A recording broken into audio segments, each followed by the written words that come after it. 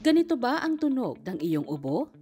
Panayang kahol at parang may tunog ng pito sa dulo. Baka pertussis na yan, ayon sa Department of Health. Ang sakit na pertussis o whooping cough ay isang uri ng nakakahawang respiratory illness na sanhi ng bakterya na Bordetella pertussis.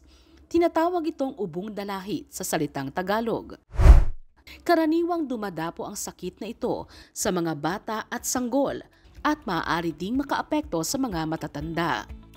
Ang sintomas nito ay sipon, lagnat, at tuloy-tuloy na ubo na tumatagal ng ilang linggo. Kapag bata ang tinamaan, maaari silang makaranas ng pagsusuka at hirap sa paghinga dahil sa baradong ilong. Nakamamatay ito lalo na sa mga sanggol. Sa mga matatanda naman, maaari silang hindi makatulog dahil sa patuloy na ubo na maaaring tumagal ng ilang buwan. Matagal ang gamutan sa sakit na pertussis at tanging bakuna lamang ang makatutulong para maiwasan ang malubhang sintomas at komplikasyon nito.